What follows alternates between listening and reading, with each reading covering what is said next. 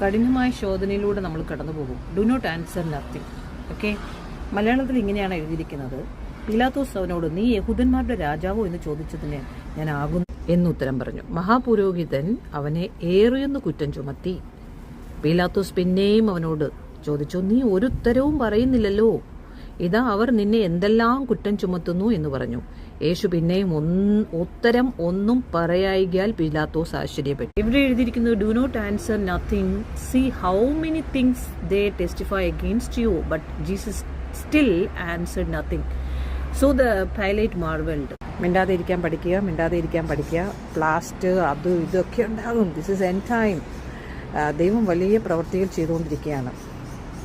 ആദമിലൂടെ ദൈവം ഉറക്കം കൊടുത്തിട്ട് ഹൗവായി പുറത്തെടുത്തെങ്കിൽ ക്രിസ്തുവിൻ്റെ മരണത്തിലൂടെ അവസാന തുള്ളി രക്തം കൊടുത്ത് സഭയെ വീണ്ടെടുത്തുവെങ്കിലും ദൈവം സമർപ്പിക്കപ്പെട്ടതിലൂടെ തിരഞ്ഞെടുക്കപ്പെട്ടതിലൂടെ വലിയ കാര്യങ്ങൾ ചെയ്യുകയാണ്.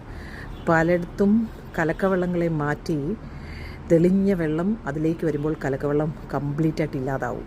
എത്ര കലങ്ങിയെന്നിരുന്നാലും നീ വിശ്വസിക്കേണ്ടതൊന്നും നീ വിശ്വസിക്കേണ്ട ദൈവം പറഞ്ഞതിൽ പ്രശ്നങ്ങൾ വരും നിശ്ചയമേ. ഒന്നും മിണ്ടണ്ട, ഒരു ഉത്തരവും പറയണ്ട. നിന്റെ മേൽ എന്തെല്ലാം കുറ്റം ചുമത്തിയാലും നീ മിണ്ടണ്ട, ധൈര്യമായിട്ടിരിക്കും.